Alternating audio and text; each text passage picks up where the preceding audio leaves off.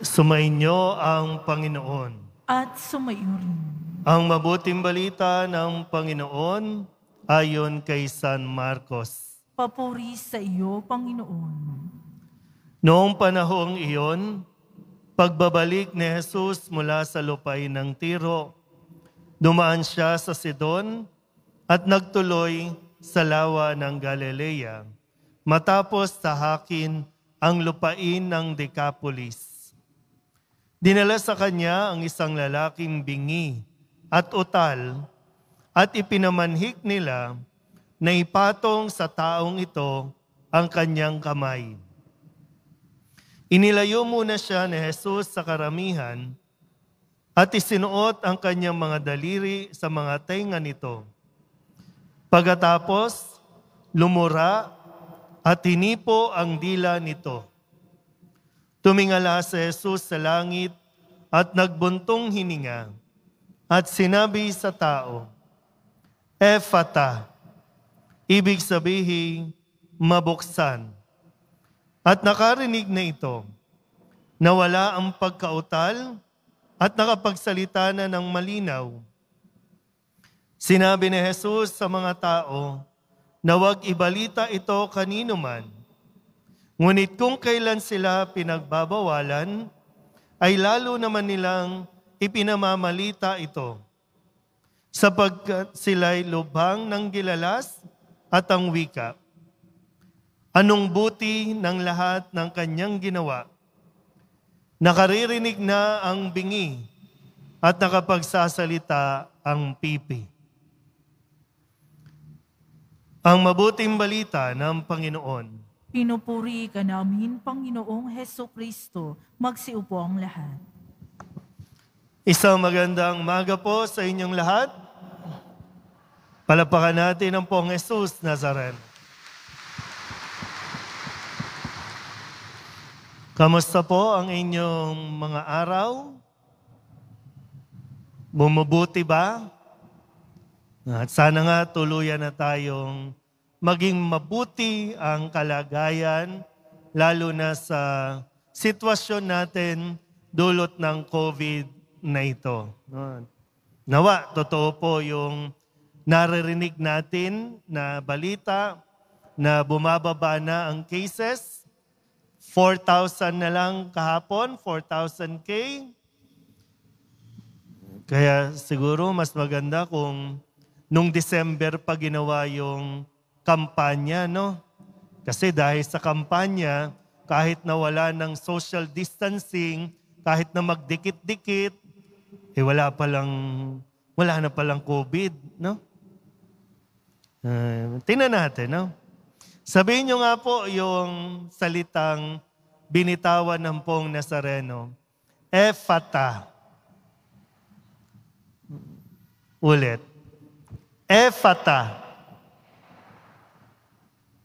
Hindi ko alam kung maraming bingi o malabo ang boses ko dahil sa face mask. Hindi malinaw ang speaker. Hindi ko alam o sadyang ayaw ninyong magsalita dahil hindi nyo narinig o ayaw ninyong pakinggan. Sabihin nyo nga ulit, Ephata. Medyo dumami na yung nakarinig. Sabi kasi, ang ibig sabihin, Ephata, mabuksan. Yan. Meron kasing isang tao, dinala sa kanya ng mga, sabihin natin mga kasamahan, inilapit kay Jesus para pagalingin. Ang sakit ng taong ito, hindi nakakarinig. O sabihin na nating malabo ang kanyang pandinig. Kaya utal. Kasi kung totally wala kang naririnig, hindi ka makakapagsalita. Pero kung merong ingay o kahit katiting, utal ka na magsasalita. Malinaw po ba? Hindi ko alam sa mga expert, no? Sa mga doktor. Pero ang description kasi, isang lalaking bingi at utal. Yan. Ang ginawa ni Jesus, inilayo muna yung lalaki kasi mahirap po kung makakarinig na siya tapos masyadong maingay. Mabibingi yun. O kaya naman, po pwedeng, importante kasi yung una niyang maririnig. Para gumaling siya, mahalaga kung sino ang kanyang unang pinakinggan at unang salita na maririnig niya. Kaya sabi, nilayo yung lalaki, hinawakan yung tenga, hinawakan yung labi, at sinabi ni Jesus yung salita, Ephata. Nabuksan ang kanyang tenga, nakapagsalita na siya ng tuwid. Malinaw. Yan. Tingnan natin kung nasaan po tayo dito ha. Kasi kaya tayo nagkakaproblema dahil hindi tayo nakikinig o kaya mali ang ating naririnig. Kaya tayo naliligaw, kaya tayo nagkakaproblema.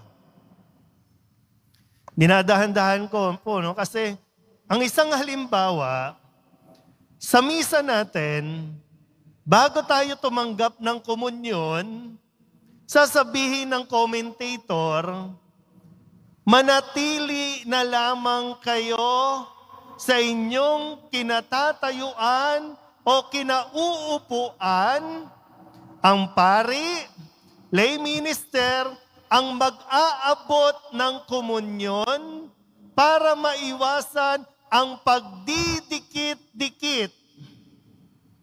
Malinaw ba? Pumalakpak nga po kung malinaw.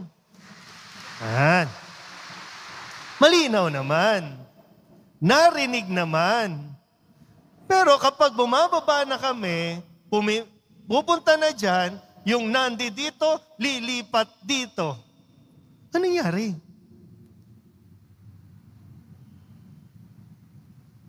Simple lang yon, pero di ba, kung inia-apply natin sa pang-araw-araw nating pamumuhay, yung mga simpleng bagay na hindi mo pinakinggan o ayaw mong pakinggan, doon nagsimula ang problema.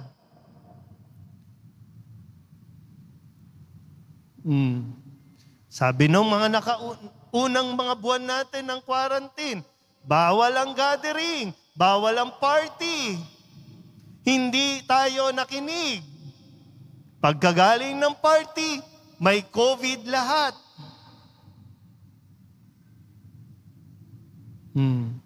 Tingnan natin mamaya ha. Yung katabi ninyo, tingnan mo. Kung mula doon sa ikatlo, kung lilipat yan dyan, sabihin mo sa kanya, Ephata!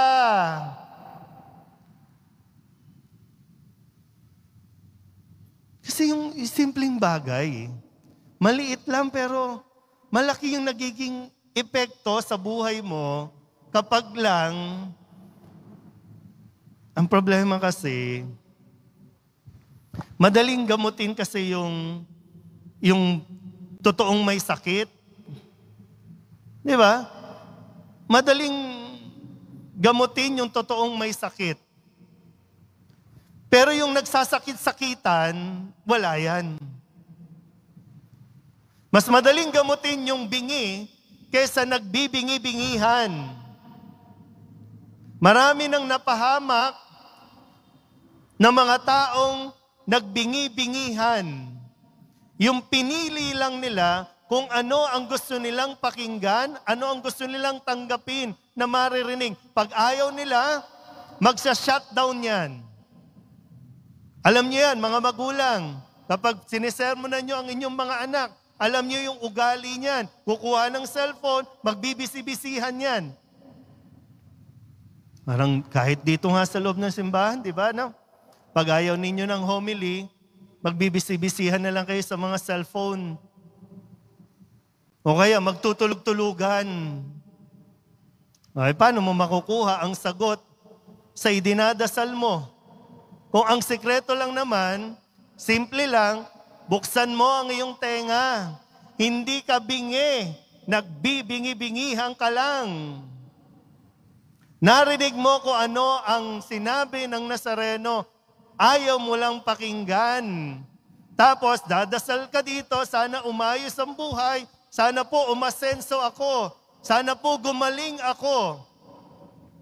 Ilan ba yung mga deboto na humihiling ng kagalingan? Sana gumaling, sana gumaling. Pero ayaw naman itigil ang bisyo.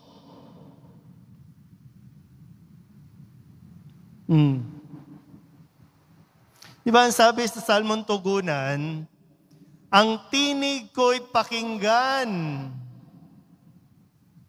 Pero sino ba pinakikinggan mo? Yung tao.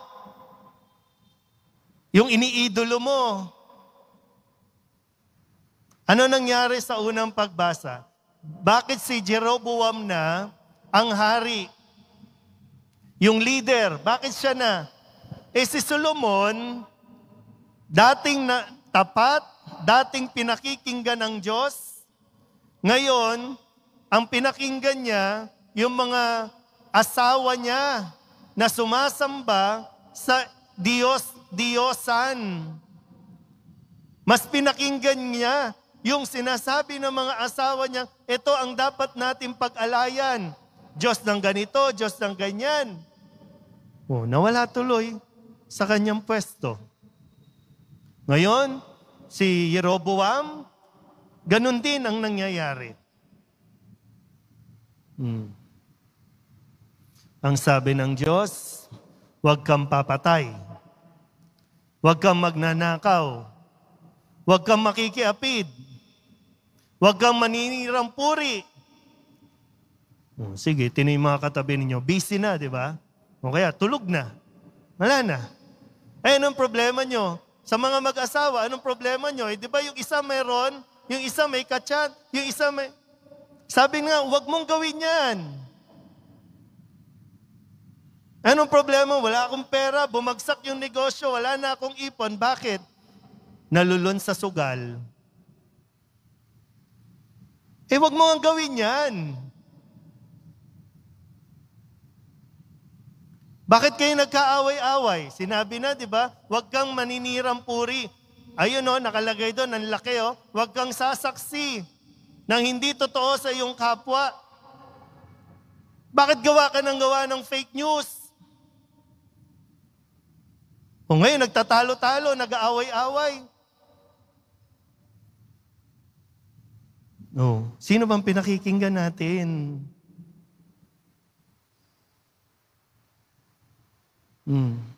So saan nang gagaling ang problema? Kaya ang ganda rin yung sample, di ba, no? Ang sabi ni Jesus, doon sa mga nagdala, biruin mo, may dinala kay Jesus. Tinulungan naman sila. Pinagaling yung kanilang dinala. Anong sabi lang ni Jesus? Huwag niyong sasabihin kahit kanino. Hindi nakinig. Ipinagsabi. Si Jesus nakikinig. Ikaw ba nakikinig?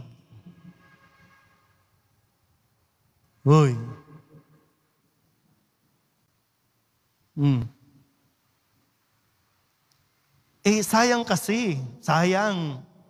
Yung nandito ka, yung ang haba ng ipinila mo, di ba? Sayang Kung hindi mo pakikinggan, halos ilang buwan tayo na kapag tumayo kayo dyan sa labas, itataboy kayo. Paalisin kayo. Haharangin nga, di ba? Na huwag kayong pumunta na simbahan. Stay at home. Tapos sasayangin mo, hindi ka makikinig. Dahil lamang, nagsarado ka na ng tenga kasi...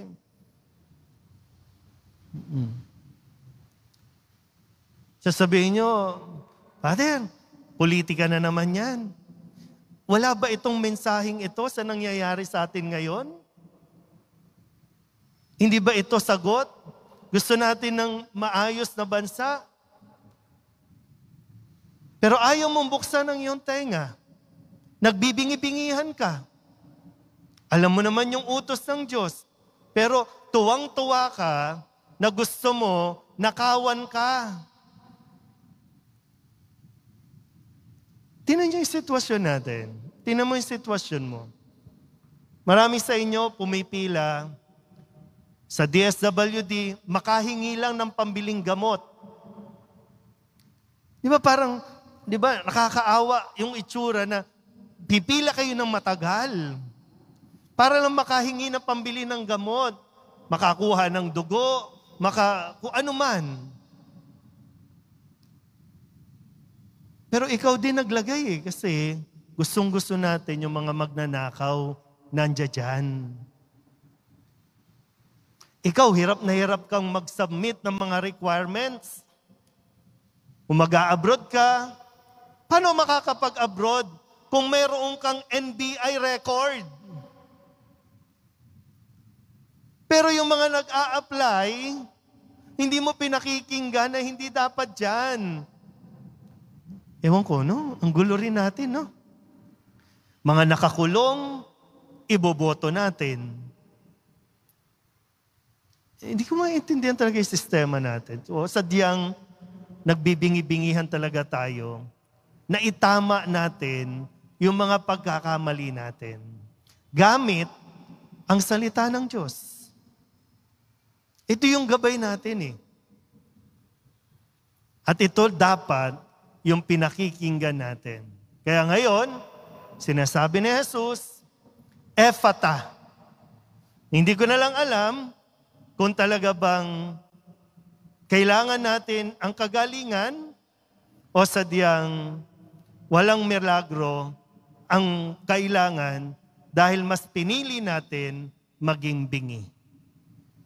Pero nawa, ang salita ng Poong Nazareno, kunin natin, tanggapin natin dahil ito ay biyaya mula sa Kanya. Amen?